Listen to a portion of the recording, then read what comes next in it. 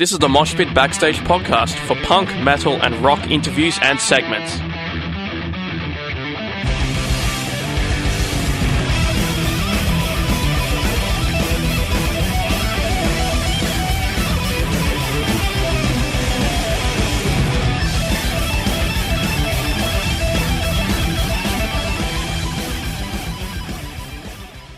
Hey, this is Travis Ryan from Decapitation, and you're listening to the Moshpit on Sin. Travis Ryan is the vocalist for Decapitation, who'll be touring Australia in February, playing at the Corner Hotel on the 14th. Travis, thank you so much for joining me. Thank you for having me. You're very welcome. Now, how was the American tour? I think that finished up at the end of last month, didn't it? Yeah, we just got home a week ago from a U.S. tour that was extremely successful, a little long, but amazing. Nobody broke down, nobody left the tour, no weird of any kind. Everybody was cool as hell. You can't really ask for a better time than what we had, to be honest. It was really good. Oh, that's great to hear. Now, in terms of playing a show, how do you go about preparing both physically, in terms of your vocals, getting ready to perform that for the next 45, 50 minutes, as well as getting into that right headspace? I don't. Oh, really? I'm too busy. I do a million things at all times, it seems. So I'm too busy to ever. I don't exercise, dude. I suck, to be honest. I don't exercise. I barely do any warm-ups. I have a small warm-up routine that I do every night on tour. But other than that, man, I'm kind of a sad sack. I really don't, exercise or anything like that. So, if anything, I'm all about the calm before the storm. So I like to go out and, go to the beach with my wife and dog, or, that kind of stuff. And even when I'm on tour, a half hour or whatever before the show, I'm usually just sitting there calmly. And that's just how I like to do things. I don't know. I'm just kind of weird like that. That's fair enough. Whatever works for you. Not too much pre-tour workout. Just getting, making sure I do all the. I help do all the managerial stuff. We have a manager, but I help do all that stuff. I just haven't been able to let the reins go, I guess you could say. You said in your European tour documentary that your favourite place to tour is Australia. Thank you. We appreciate the love. Why is that? Cool. Why is that? It's just okay. I mean, we've been all over the place, right? As far as the world sort of goes, I guess, but I'm still, it doesn't matter how long it's been or how many times you've been there or whatever. I go somewhere else in the world that I have to travel far distances to, and people there know the lyrics or know our songs or know who the band is at all. That's always, I'll never get over that. I don't think I'll ever really get over that feeling of how cool it is to have people across the world know your stuff and care about it, and it's just such a cool thing. So I've always wanted to go to Australia when I was a kid. I used to wish that I was from Australia so I could have your guys' accent. That's just, I don't know why. I think when I was a kid, I thought it would get me girls or something like that. I don't know, because I don't know. But I always wished I could go at least visit Australia. So when we were able to, it was just really mind blowing. What's funny is it's very the scenery and the terrain is very similar to Southern California, where I live. It's very much like this place Temecula, which is 30 minutes from where I live, or 45 or so minutes from where I grew up, and so while it seemed familiar, it was just cool knowing I'm halfway across the world and there's koalas in those trees over there, and holy, this is amazing. I just I don't know. I've always just wanted to go, and then to actually go there and have people be very into it. You know, also, I should mention, one of the first, like, overseas spots that seemed to, you know, rally for us to come there and tour was always UK and Australia, more so than pretty much anywhere. So it was always just like, well, we've been to Australia, or we've been to UK. I wonder what's going on in Australia. Why do we have so many fans there, or whatever? So then to go there and actually see it firsthand was just really special, I guess, you know. So I'll always consider that first time one of my favorite tours. Plus the shows were sick, and we felt the love by the people going crazy and the stuff they were saying about the tour. And, you know, we sold out of merch every single night, and it's just, I don't know, it's just really cool.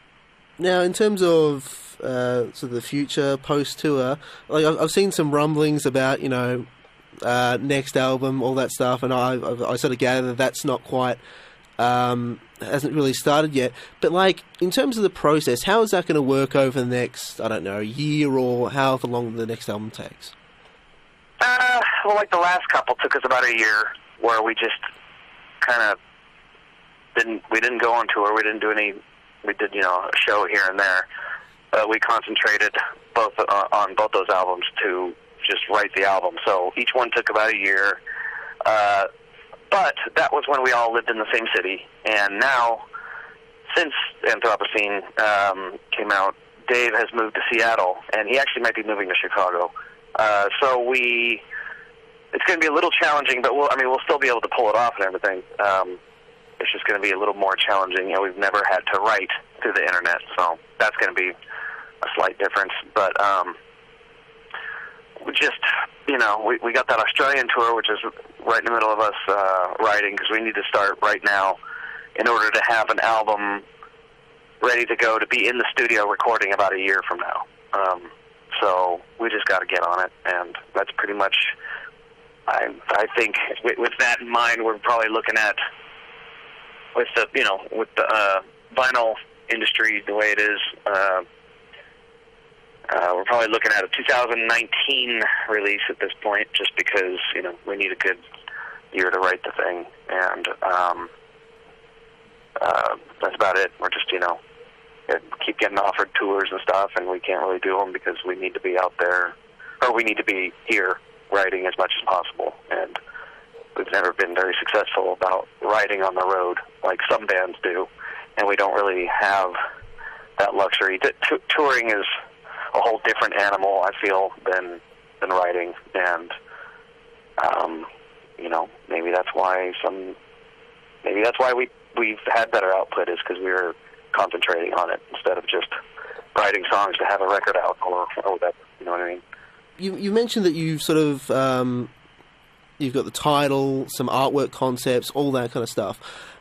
Is that something that sort of comes to you? You just think, yep, that's right, or is that something you sort of labour over, you think over? How does that all work?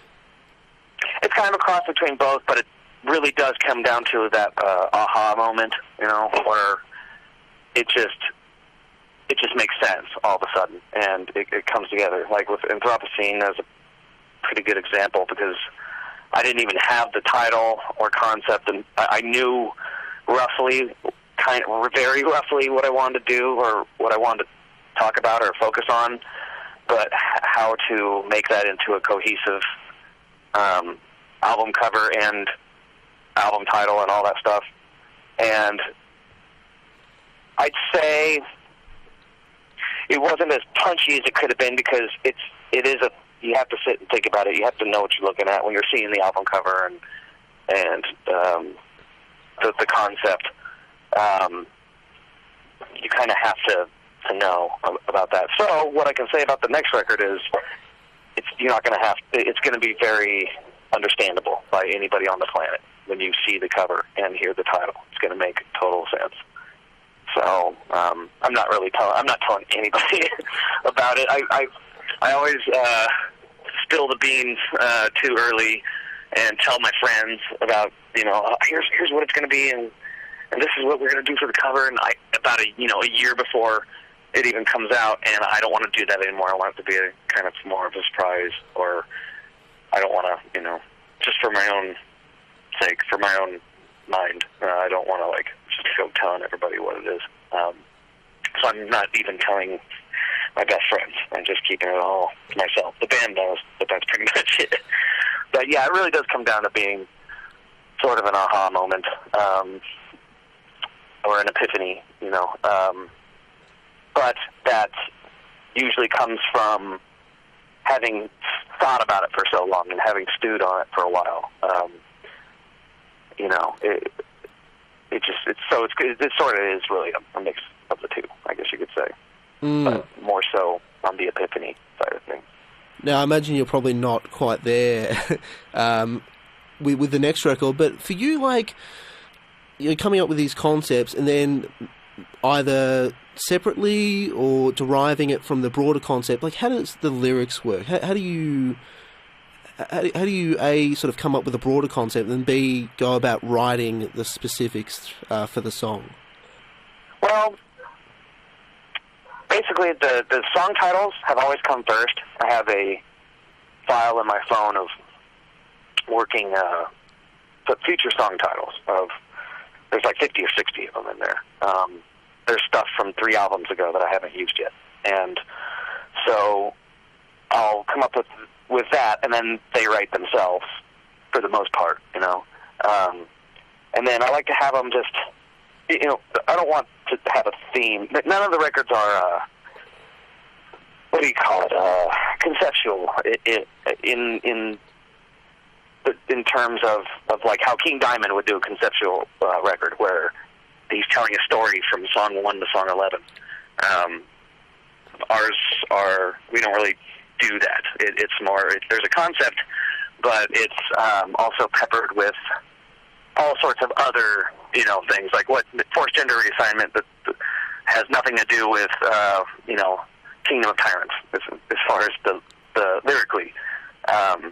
But as long as there's a few points in the record that do kind of harken back to what's going on the cover, that's more of my style, I guess you could say. Concept albums are in the way, say, King Diamond would do them or something like that. I mean, sure, he's a genius at it, but it's just seems, I don't know, it never really interested me, as far as telling one big long story or whatever. I'm too hyper or whatever for that. Given sort of the current political situation in the US and sort of how that relates to some of the issues you care about and you write about, do you draw any sort of inspiration from the current political thing? How does that sort of very specific thing relate to what you kind of, your output? Well, I haven't written anything. All of this has happened in the last couple of years, as far as the political climate in the U.S. And so I haven't written anything about it. I most likely won't. It doesn't fall into what we're talking about, I guess. Not enough of it does, anyway. And, it's...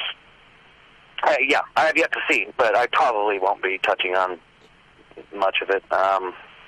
It doesn't really interest me on this level, or to bring it into Decapitation, really. That's to be right. honest. So, I got into your kind of broad musical style, death metal, grindcore, that kind of thing, back in 2009 when the Harvest Floor came out. And a track like The Gardeners of Eden kind of blew me away and really kind of expanded what I thought music, particularly extreme music like yours, could be. Can you tell us a little bit about where did that kind of vocal style come from? Because A, it's kind of unique, and B, it's just really striking in a very for someone like me. Boredom is a big one. And I think our band from the get-go has been more so about going against the grain and it hasn't helped us, to be honest, until Monolith came around, I feel, or Harvest Floor even.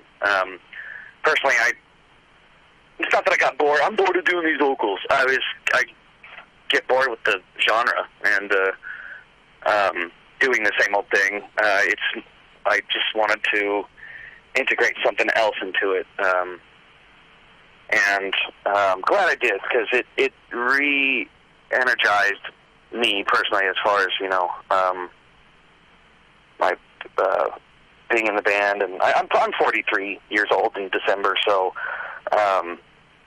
this month. So I'm sort of jaded in some ways, and with that, I just kind of wanted to do something, just see what happens, you know. I threw some pile of crap against the wall and it stuck, is kind of what it is. And now what that did was it opened up, I feel, a door for me to be even more creative. And there's a way to do it.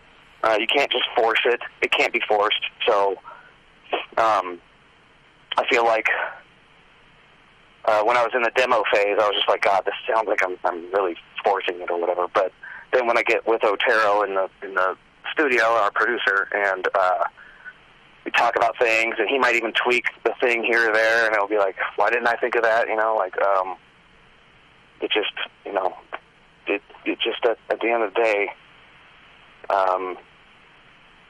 you know, trying something new. And luckily we have a producer that's open-minded and is an actual producer. Billy Anderson, the guy we worked with before him, was very extremely open-minded, but perhaps too much, because, you know, you do have to watch the amount.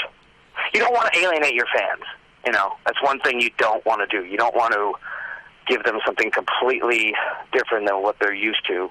But at the same, so it's kind of a dance that you have to do between what you've been doing and then what you'd like to try to interject and, you know, to experiment with or whatever. And that's why it was sort of a slow crawl. I started doing kind of like melodic sort of vocals, or at least backing things, back when, or Karma Bloody Karma, and then it started coming more apparent in Harvest Floor, and then on Monolith I was just like, screw it, let's just do this, and went kind of crazy with it, and now that's one of my signatures, I guess you could say. So I'm really happy that we, you know, took a leap forward like that. It's like really easily could have fallen straight on our faces, and that's honestly what I thought was going to happen. I'm also a pessimist, though, so I kind of thought, you know, this could really screw us here, but, you know, I like it, and I'm having fun with it, and luckily we went forward with it. My understanding, you also play guitar and drums. Is that right? Yeah, I mean, I take the only instrument that I could say, yes, I play this, and I can play it, and I could fill in with, you know, maybe even a band, would be drums. Just, I'm not very good at my wrist. I can never get my wrist to do the full-on blasting like they do nowadays. So I kind of gave up on that a long time ago. I started in this band playing guitar, but man, I'm no guitar player, so there's no way that was going to work. We cut that real quick. I went over to just vocals pretty damn quick. Managed to write 6 or so songs with me on guitar, but that'll probably never be heard until we put out a Rarities compilation, which we may actually do. But yeah, it's, you know, my main thing is vocals, and I can play drums. I used to be a drummer for 11 years straight, and just kind of ended up doing this instead, you know, over time. And I was really heavy into keyboards and doing ambient stuff right before I joined Cattle. So I've always dabbled in all sorts of instruments, but I'm not really very good at them. Just drums, I'd say I'm all right. I'm slightly decent, but I have kind of lost a lot of my chops over the years from not playing. How did you get into sort of playing all these various instruments, and how did you start? When did you start performing vocals? Oh, I mean, this kind of stuff, death metal and grind, and definitely really early on. I'd say, you know, 1990, 91 or so. Right since I first started hearing the stuff, I was really into trying to do them myself, but didn't really get serious about it until Cattle. I had a couple bands that I would do it. Like I played drums in this one band, and I did backup vocals, live and all that stuff. I would do the screams or whatever. But so I don't know. Since I was like 16 or so, I've just kind of always done it, and but didn't really get serious until Cattle came along. Really. Can you rephrase the last part of it? Like, how do you sort of avoid feeling like some of the stuff we do is pointless, given some of the very heavy nature of like the impact we have on the environment, all those different things? Well, the lyrics do. There's a lyric that says "part of the problem, never to solve them," so unfortunately, like I said, I come from a pretty pessimistic side, but we are part of the problem, and so we've never really offered too many answers, just mostly pointing our finger at the problem and saying, "Look at this," But we don't really. We don't, obviously, we're just an extreme metal band. We don't have any answers for anyone. We're just kind of, talking about it and saying, "Look at this. Look what's happening. Look what's going on." It's very depressing. To be honest, coming out of these albums, writing these lyrics can get extremely depressing at times, But then again, I'm also the kind of person that's just pretty hyperactive and ADHD riddled, and so I have some emotional issues, and I think anybody playing music, most of them do, 90% of them, and so these are hard.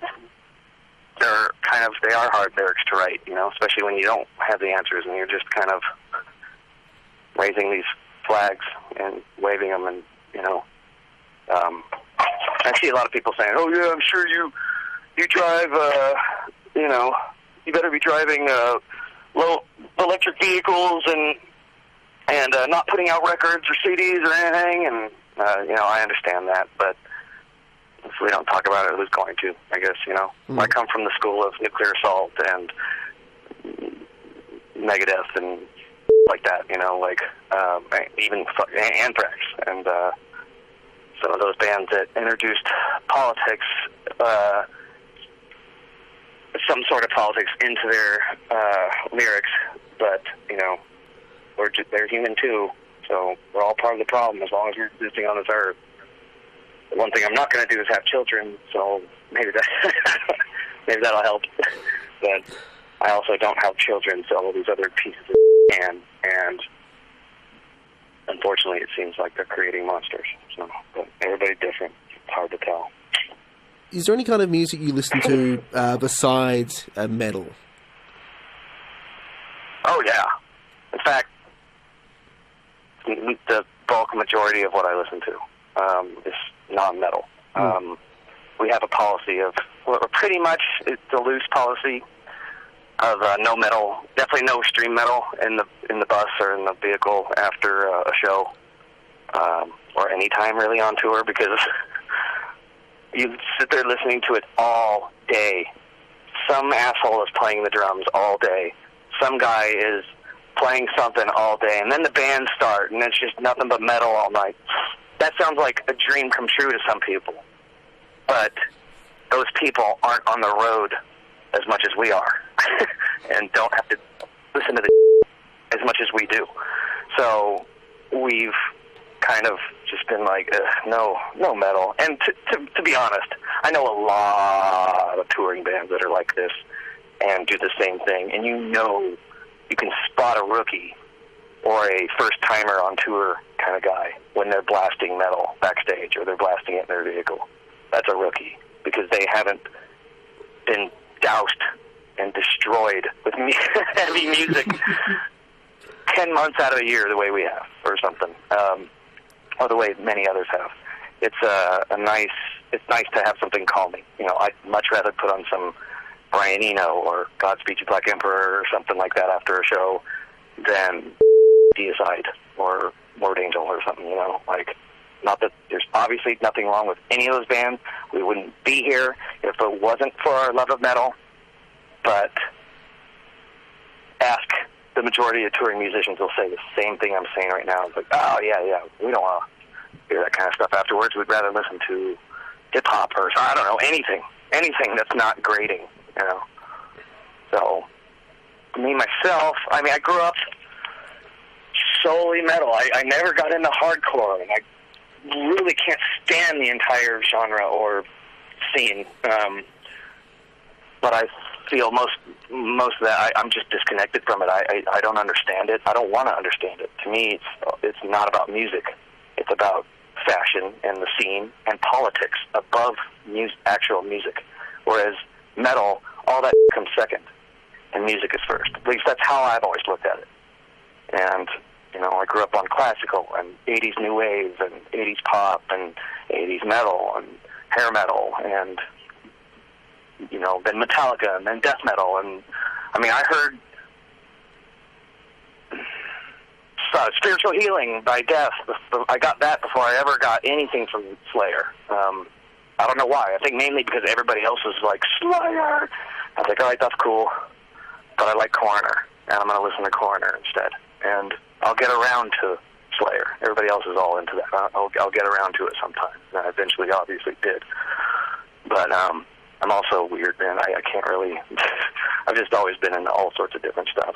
And metal is definitely one of them. And half the records I have sitting here waiting to be listened to are metal. But and it's in my heart. It's in my blood.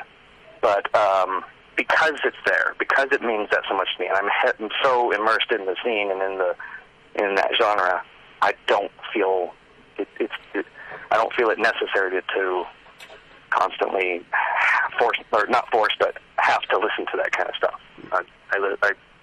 I have 3,000 CDs sitting here, and half of that in vinyl, and there's just too much stuff to listen to really stick with only one genre. And that's the thing about a lot of metalheads to me that I always found unfortunate is, like, the Slam kids only listen to Slam, or the brutal death metal guys only listen to brutal death, and offshoots of that.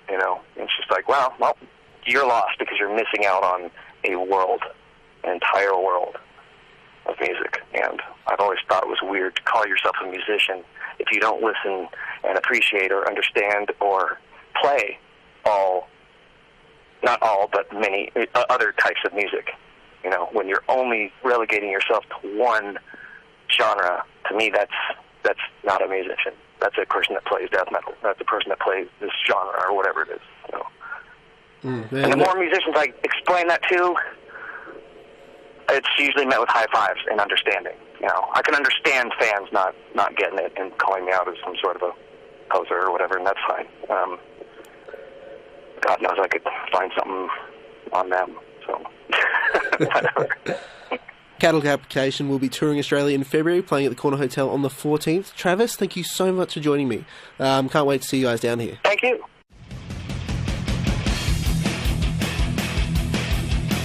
Thanks for listening to the Moshpit Backstage podcast. You can subscribe to us on iTunes and Omni. To find out more about the show, go to www.syn.org.au/moshpit. Like us on Facebook at facebook.com/moshpitonsyn, and follow us on Twitter and Instagram at moshpitsyn. The regular Moshpit radio show broadcasts punk, rock and metal tunes and interviews every Thursday nights on Syn 9.7 on FM and digital radios. Listeners outside of Melbourne, Australia can stream Syn 9.7 online at www.syn.org.au. Thanks to Vintage Ruin for the music. Hi, this is Tommaso from Flashgun Apocalypse. Hi, I'm Enid from Girls Go. I am Phoebe Pinnock from Heaven the Axe. Hey, this is Gary Olney of the Misfits. Hey, this is Kat Sproul from Horizon's Edge, and you're listening to the Moshpit on Syn FM.